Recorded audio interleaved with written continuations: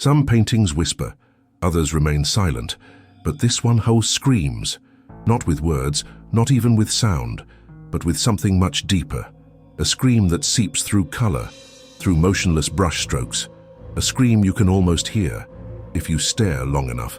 Or maybe, if you stare too long. That's when it starts. The dizziness, the weight behind the eyes, the sudden chill in the room, though nothing has changed, except you. The first time I saw it, I didn't blink. I couldn't. Gert felt as if the figure, that contorted face, those hollow eyes, the mouth frozen mid-howl, wasn't just painted. It had been trapped, and in that trap it begged for something. Maybe freedom, maybe your attention, or maybe your soul. It's called The Scream. Edvard Munch painted it in 1893, and since then, strange things have happened. Very strange things. They say 3 people have taken their own lives after spending too much time with the painting. They say the museum once had to rotate its schedule to avoid employees being exposed to it too often. They say someone once fainted in front of it, and when she woke up, she couldn't speak for days. Urban legends? Perhaps. But what if I told you? That's just the beginning. This is not a story about art. This is a story about fear, about obsession, about how something silent, still and unmoving can still get inside you and scream until you're no longer yourself. Tonight I open file number 0134B, a case marked sensitive, restricted. It was never meant to leave the archive, but I believe you're ready. Are you? Let's begin. Here are stories that live in museums, not locked behind glass, but floating in the air, like the dust that settles on forgotten frames. They're not written in books. They're whispered in the cracks of canvases, in the stains of old oil, in the eyes of painted figures that never blink but always watch. This channel is not about art. It's about what art hides, about what it remembers when everyone forgets. Welcome to the archive. If you're here, it's not by accident. Something brought you. Maybe a whisper, maybe a name, maybe a painting you saw once and never forgot. Here we tell the stories that shouldn't be told, the cursed brushstrokes, the haunted statues, the melodies that never fade. And we do it not to shock, but to reveal, to lift the veil just slightly, so you can see what others choose to ignore. So if you feel the pull, if you crave the forbidden, if shadows make you curious instead of afraid, you're in the right place. And I'd like to ask you a favor. Leave your trace in the archive. Subscribe so you never miss a file. Like this video, not because we asked, but because it means something to you. And in the comments, tell us, where are you watching from? Which city, which country? Let's map this growing circle of seekers together. You see, the archive grows with each new voice, and tonight, your voice is part of the story. Now that you've entered, there's no turning back. Let's uncover the darkness behind the scream. Not just the painting, but the pain behind it. The artist who birthed it, and the deaths that followed. Let's go deeper. Edvard Munch was not chasing beauty. He was not trying to please collectors or critics. He was documenting pain, his own. And what came out was something raw, trembling, unfinished by design. Born in Norway in 1863, Munch was surrounded by death from an early age. When he was just 5 years old, his mother died of tuberculosis. His favorite sister followed soon after. In his own words, "I inherited 2 of mankind's most dangerous enemies, the heritage of consumption and insanity." The rest of his life would prove that true. While other painters sought harmony and form, Munch painted ghosts. He wasn't interested in the visible world. He painted what he called the soul's landscape. He once said, "I don't paint what I see, I paint what I saw." And what he saw haunted him. Munch was plagued by hallucinations, anxiety attacks, and long periods of depression. He feared losing his mind, as others in his family had. He rarely stayed in one place for too long. He isolated himself. He wandered. He wrote obsessively in sketchbooks and journals, and in one of them dated 1892, we find the origin of the scream. He describes a walk by a fjord at sunset. The sky was blood red. He felt something rise in his chest, a panic without reason, a pressure in his ears like the world had shifted. He wrote, "I stood there trembling with anxiety, and I sensed an infinite scream passing through nature." That sentence became legend, and what he painted from it became a portal. The figure in the painting is not a person, It's not even a self-portrait. Some say it's a soul frozen in a moment of psychic terror. Others say it's Munch's own anxiety given form. But look closely. The sky bleeds, the bridge bends, the colors warp, the background is almost peaceful, and then there's that face, as if reality itself has cracked. What most people don't know is that there are actually 4 versions of the scream, 2 in paint, 2 in pastel, all slightly different, all unsettling.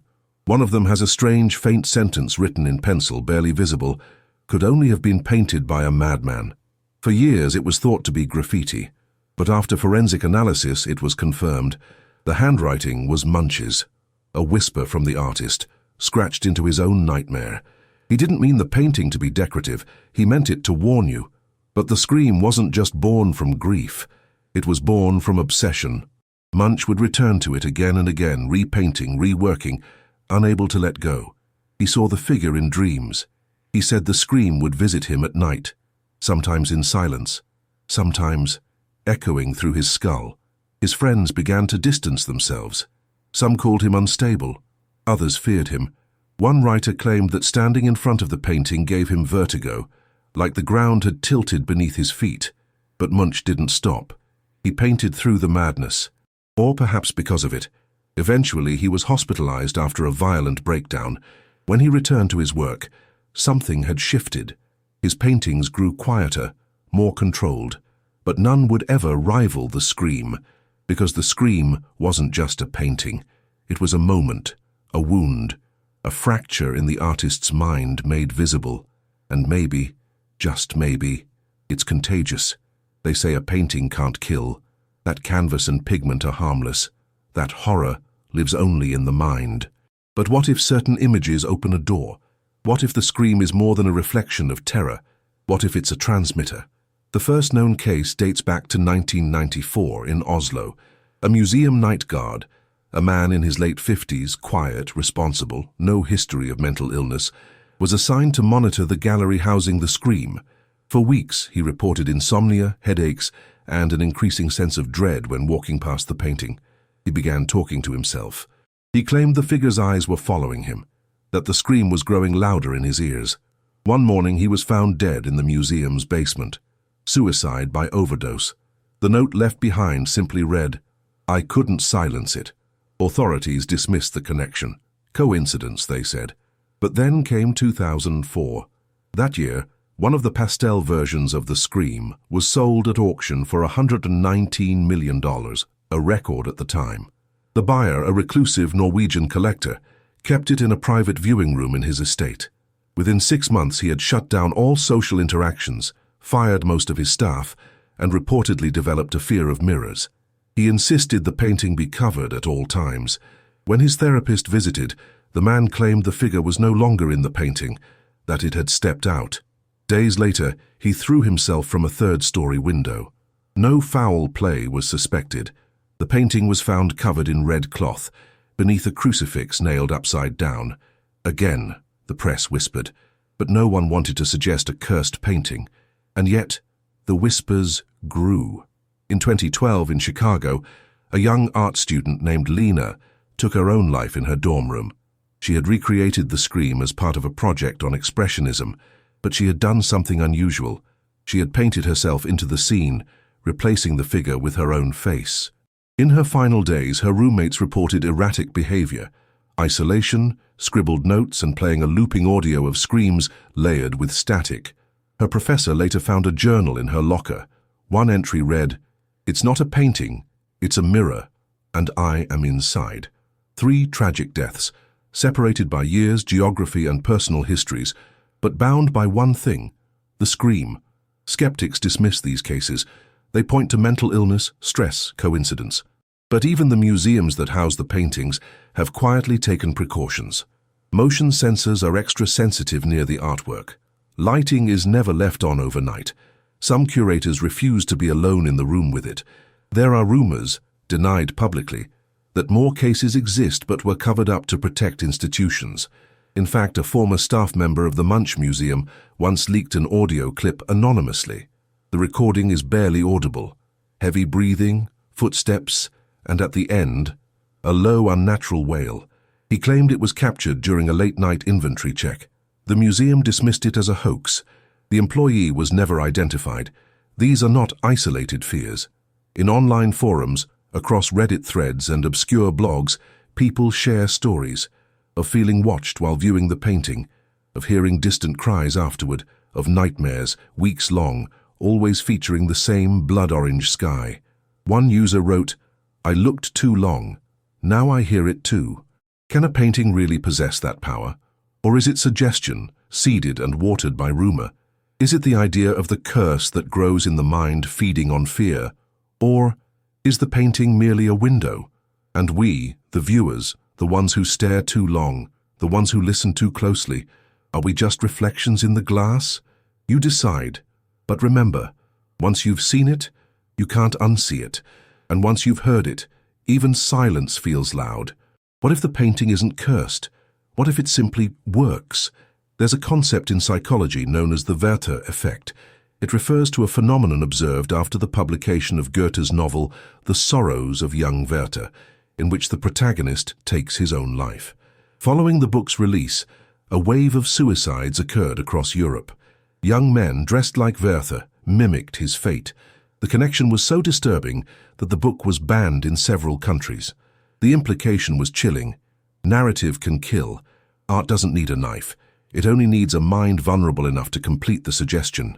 Psychologists studying the scream have proposed that it might trigger emotional contagion, a process where the emotions of a subject are transferred to the observer. The warped lines, the spiraling sky, the faceless scream. It doesn't tell a story. It infects one. Your brain doesn't just look at it. It absorbs it. Neuroscientists at the University of Bergen conducted an fMRI study in which participants were shown disturbing artworks.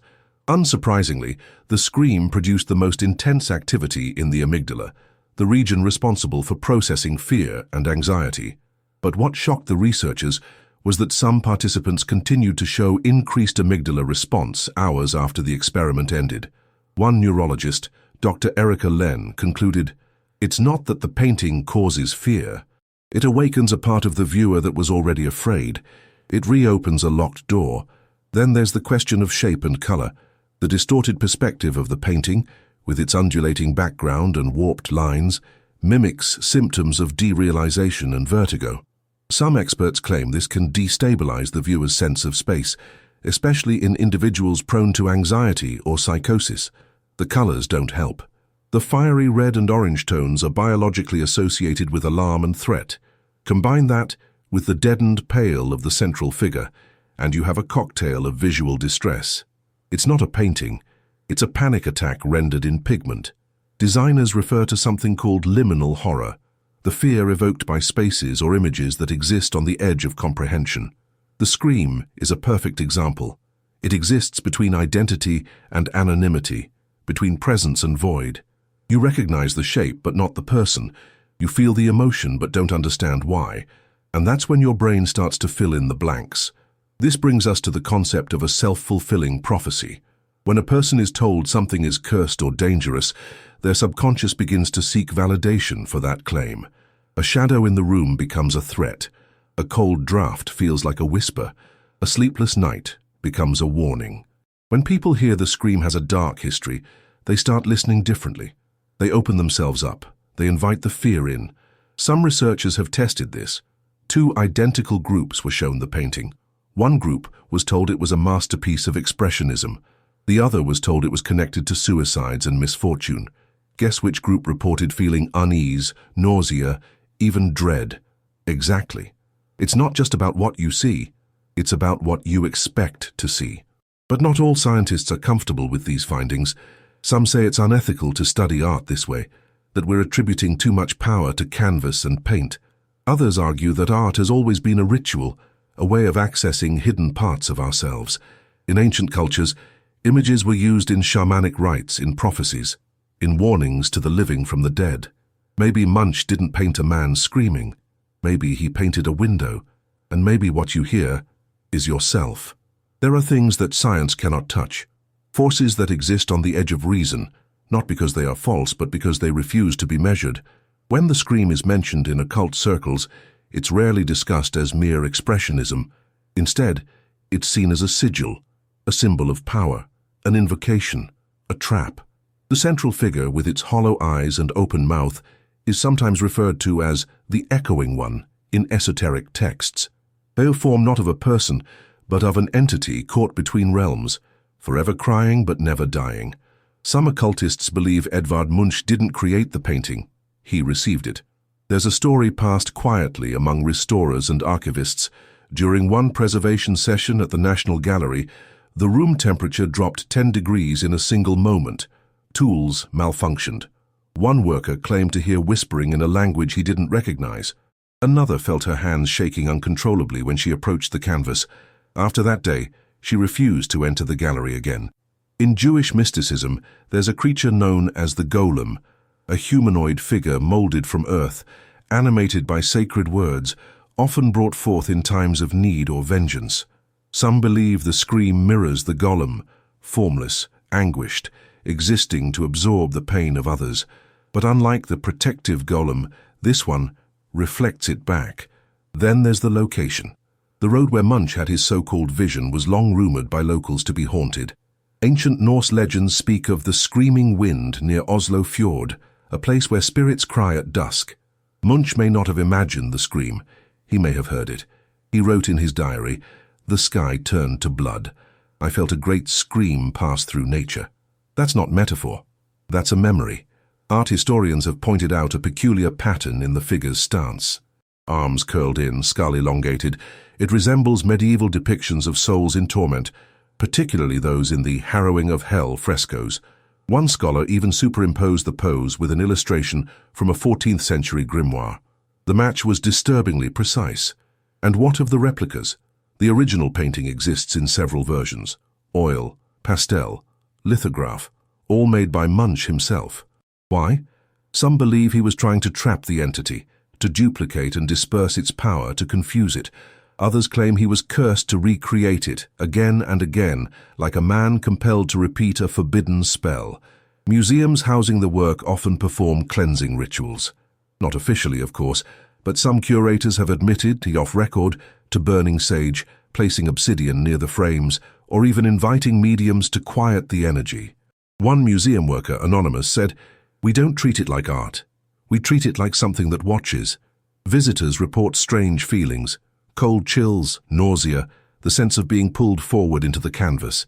A few have fainted. One man in 2008 stared at it for 20 minutes before walking out in silence. He was later found crying in the restroom, saying only, "It screamed back." There's also the case of the stolen version. In 2004, armed thieves took one of the pastel scream versions in broad daylight. When it was recovered, authorities refused to disclose the condition. But sources claimed the thieves returned it voluntarily, without demand, terrified, and visibly shaken. What did they see? What if the screams isn't from the painting? What if it lives in the space between the painting and the viewer, a frequency only the soul can hear? Maybe Munch, knowingly or not, painted a doorway. And every time you look at it, you knock, and sometime it answers. They say a scream fades, that even the loudest cry gets swallowed by time, lost in the folds of history like dust on forgotten pages. But what if this one didn't? What if this scream never ended? What if Edvard Munch didn't just paint a moment of terror, but carved into the canvas a soundless howl, echoing across generations, across minds, across souls? You've now heard the story, the pain, the whispers behind the brushstrokes, the lives claimed, the rituals performed, the science that trembles, and the shadows that dare to answer. But maybe what matters most is what you felt. Did something stir in you? Did the image linger longer than it should? Did you perhaps feel a pressure behind your eyes, a hum, a coldness, a question with no words? If so, you're not alone. Let us know in the comments what you felt, and tell us where you're watching from. Which city? Which country? Let's map this archive together, one haunted soul at a time. And if your curiosity refuses to rest, subscribe. Join the archive. Like this video if something in it stayed with you, or followed you. There are more stories to tell. More cursed frames, forgotten melodies, statues that breathe. And I'll be here waiting, file after file, because the archive never sleeps, and neither do the things inside it. Until next time, I am the Archivist, and this has been your Scream.